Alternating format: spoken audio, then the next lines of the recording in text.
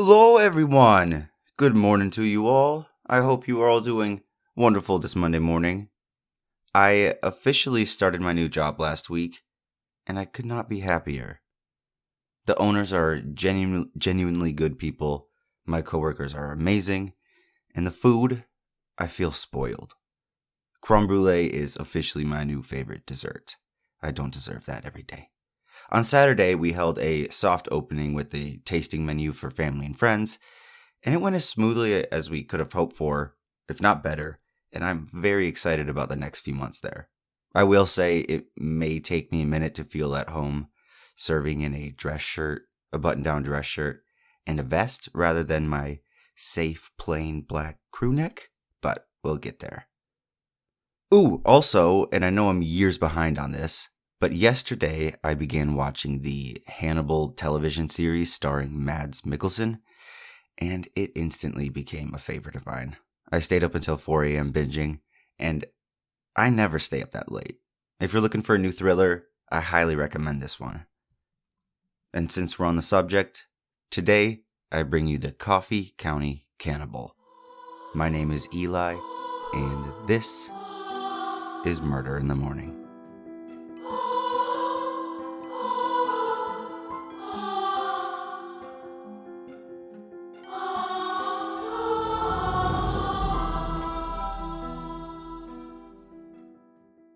My sources for today come from a Radar Online article, Murderpedia, CBS News, and the rest I will put down below.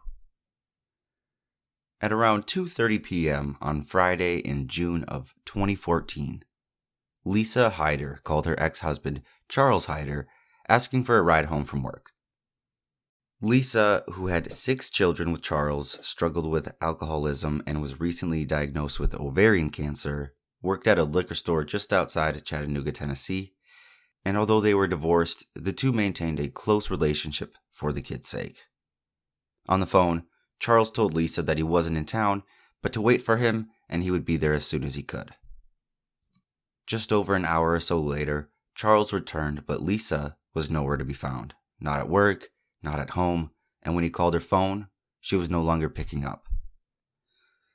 Quote, Charles Hyder said that he spent the weekend trying to reach his ex-wife so their children, the youngest of them just a year old, could talk to her like they did every other day, but he could not get a hold of her, end quote. It wasn't until Sunday did police even get their first inkling that something was very wrong.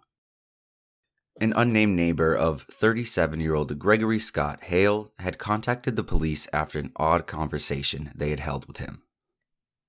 The anonymous caller told investigators that Gregory had asked about disposing, quote, remains, and if the neighbor would assist him in any way. Obviously, he said no, and as soon as they parted ways, he contacted the police, who arrived at Gregory's residence late Sunday night. Gregory Scott Hale lived on Pete Sane Road in Summitville, Tennessee, and when investigators arrived there, he was a sweaty, nervous wreck. An officer informed Gregory why they were there, and before he could finish asking even a single follow-up question, Gregory confessed to abducting and murdering Lisa. He told investigators that he had overheard Lisa asking her ex-husband for a ride at the liquor store just a few days prior, and decided to offer her a ride instead. Lisa agreed, but rather than taking her home, Gregory brought her to his house. And what he did after is pure evil. Quote, authorities found partial remains of Hyder's dismembered body during a search of the home. According to the affidavit, authorities said that Hyder's head, hands, and feet had been cut off and her torso buried in a burn pile in the backyard of Hale's home. Hale also admitted to eating part of the victim's body after killing her. The way she had to leave this world is not right, said Lisa's cousin Samantha Poss. Samantha and her sister Amanda learned of their cousin's death the next morning on Monday. It's so gruesome and devastating to see a family member or anybody lose their life in such a horrible way. As for Gregory, turns out this was something he had been working up to. According to the Radar Online article, Gregory, who was 37 at the time, admitted to police that he had picked up this mother of 6, murdered her, dismembered her, and ate parts of her body, all in order to emulate his role model, the 1980s sadistic California serial killer Richard Ramirez, aka the Night Stalker. He also told police that he took Miss Hyder, who was 36, to his parents' Tennessee home where he had lived to do all these things as part of a satanic ritual. He had allegedly read Ramirez's manifesto obsessively, to the point where he followed it to a T. Quote, psychiatrist and serial killer expert Dr. Park Dietz, who interviewed Ramirez in prison, said, Hale thought he, too, was the Night Stalker. He identified with Ramirez, looked up to him, and idolized him. Although Hale had no former run-ins with the law, Dr. Dietz believed that he likely staged rehearsals where he would stalk women and imagine how it would be to rape, kill, or capture them. Dr. Stephen Egger, an associate professor of criminology at the University of Houston in Clear Lake, Texas, said that if Hale hadn't been caught after his first murder, he probably would have gone on to murder many others. Killers are motivated by power, dominance, and having control over somebody else, Dr. Egger said. They like to play God. Hale was not a skilled, practiced killer. I think he was just getting started, end quote.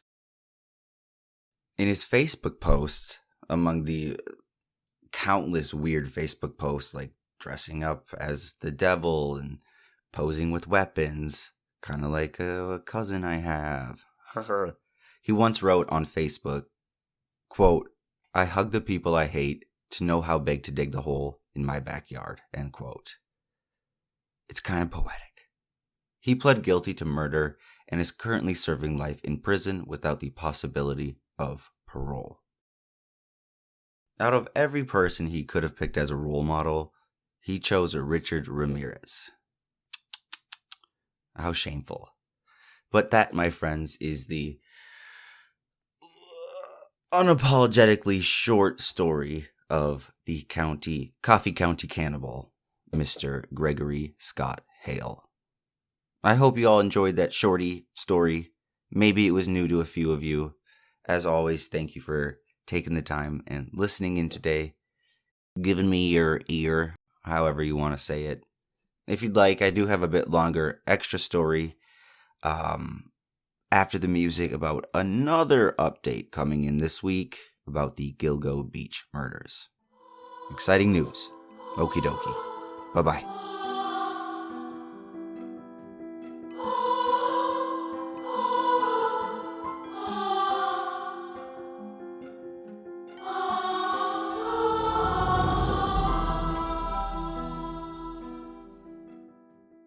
All right. Rex Heuermann will just not stay out of the news, my goodness. This comes from Carolyn Gusoff of CBS News. Quote, Gilgo Beach murder suspect Rex Heuermann was charged Thursday with killing 2 more women 10 years apart on Long Island as prosecutors released disturbing new details into the investigation. And they are disturbing. Heuermann, who is 60, was indicted on murder charges in the 1993 killing of Sandra Castilla and the 2003 killing of Jessica Taylor. Castilla's death was not previously tied to the Gilgo case. Her body was discovered in a wooded area of Northsea, a hamlet in Southampton. Prosecutors initially suspected a Manorville carpenter, John Bittrolf, in her death, and he was later convicted of killing 2 other women. A decade later, Taylor's partial remains were discovered in the Manorville Pine Barrens, where the partial remains of Valerie Mack had been found 3 years prior. Additional remains of Taylor and Mack, who both worked as sex workers, were later found near Gilgo Beach. The Suffolk County DA's office says DNA from hair found near Castilla and Taylor's remains and pickup truck evidence connect Heuermann to their killings. Quote, hair is often found at crime scenes because, well, people lose hair all the time, said forensic and DNA expert Dr. Lawrence Kobylinski. Kobylinski says DNA has been crucial to cracking the Gilgo Beach cases. DNA is really the gold standard of physical evidence that could be used to match a known and an unknown, meaning a body and a hair found on that body with the source of that hair, he said. Investigators also say evidence shows Heuermann had his Massapequa, I think that's how you say it, his Massapequa Park house to himself at the time of their deaths, leaving him with, quote, unfettered time to carry out the crimes. Prosecutors believe Castillo was killed sometime between November 19th and November 20th in 1993, and Taylor of Poughkeepsie was killed between July 21st and July 26th in 2003. The Manorville Pine Barrens are roughly 25 miles west of North Sea, which is on the South Fork of Long Island. According to this new indictment, an analysis of Heuermann's seized devices revealed, quote, a significant collection of violent bondage and torture pornography, currently dating back to 1994. It is alleged that the pornographic images that were accessed by Heuermann are consistent with the crime scenes of both Sandra Castillo and Jessica Taylor, said Suffolk County District Attorney Ray Tierney. The indictment also includes a photo of a document, which investigators say Heuermann used as a blueprint to, quote, plan out his killings with excruciating detail. Ray Tierney says, we allege that this document defines the defendant's intent in committing the charged crimes, that his intent was specifically to locate these victims, to hunt them down, and to bring them under his control and kill them. The document has 4 columns labeled, quote, problems, supplies, DS, and TRG. The problems list include things like DNA, tire marks, and bloodstains, while the supplies list things like bodies, acid, and a police scanner. Very weird. And then investigators believe the DS column stood for dump site, and the TRG was target. The document also includes a section with the headings, quote, pre-prep, prep, and post-event, which investigators say outline the steps from checking the weather report to setting up a staging area and then disposing of the evidence. Additional sections include recon reports with things like the placement of security cameras around town, as well as a body prep with steps for dismembering a body, including, quote, pack for transport. There's also a things to remember section with references to next time or last time. Additionally, the document contains references to Mindhunter, a 1996 book about the criminal profiling of serial killers, which was obviously made into a Netflix show. Investigators say they found other books by the same author at Heuermann's home. Police first searched the Massapequa Park house in the days after Heuermann's July 2023 arrest. Law enforcement officers were seen digging in the backyard and seized nearly 300 guns, as well as hundreds of electronic devices, which they say Heuermann used to contact and research sex workers. The search continued there as recently as last month, almost a year in the making. Heuermann's defense attorneys have asked for more time to review the new evidence and say he maintains his innocence. Defense attorney Michael Brown said, 20 years prior, you have a completely different location, you have dismembered bodies, he's obviously horrified by new charges, new murder allegations. Yeah, he is in a bad place in terms of the new charges, end quote. Terrible statement from his attorney. Heuermann's estranged wife, Asa Ellerup, released a statement through her attorney on Thursday as well, saying that she hadn't met Heuermann in 1993 and doesn't believe he's capable of any of the other alleged crimes, although she filed for divorce days after he was arrested. Miss Ellerup married Rex Heuermann in 1996. She was not residing with Rex in the Massapequa domicile in 1993, the year Miss Castillo was murdered. Moreover, according to the government, at the time of the death of Mrs. Taylor, Miss Ellerup was, once again, not in the area. As we have previously stated, if Mr. Heuermann committed these homicides, he was living a double life that Miss Ellerup was unaware of. After 27 years with Mr. Heuermann, Miss Ellerup maintains the belief that her estranged husband is not capable of committing these heinous acts, end quote. Heuermann was living with another woman at the Massapequa Park home prior to Castillo's killing in 1993, and his wife and children were at Smuggler's Notch in Vermont when Taylor was killed in 2003, according to the indictment. Costilla and Taylor's family members were ushered into the packed courtroom Thursday. Heuermann appeared motionless, but at one point appeared to almost smirk. CBS New York's Jennifer McLogan reported his estranged wife and children were not there. CBS New York's Carolyn Gusoff also spoke with the estate attorney for Shannon Gilbert's family after the new charges were announced. Gilbert's body was also found near Gilgo Beach, but Heuermann has not yet been charged in her death. This is a stunning, sickening, and murderous smoking gun, and I don't see how he could escape by any defense that he has, said attorney John Ray. The blueprint suggests that he's killed many more people than what you see here. Now, the victims' families are asking, how many more crimes could Heuermann be linked to? We're not going to stop. We can't stop. We owe that to the victims, Tierney said. This case is about victims and their families, and hopefully providing them with a small measure of closure. The remains of 11 people were found near Gilgo Beach between 1996 and 2011. Costilla, who lived in Queens for a time in 1993, is now the 12th victim linked to the investigation. Heuermann was arrested on July 14, 2023, and charged with the murders of Melissa Barthelemy, Megan Waterman, and Amber Costilla. New charges were filed in January connected to the murder of Maureen Brainerd Barnes. The 4 women's remains were found in shallow graves near Gilgo Beach in 2010. All 4 were sex workers who went missing between 2007 and 2010. Prosecutors say DNA evidence and burner phones tied Heuermann to the murders. He pleaded not guilty and has been held without bail for nearly a year.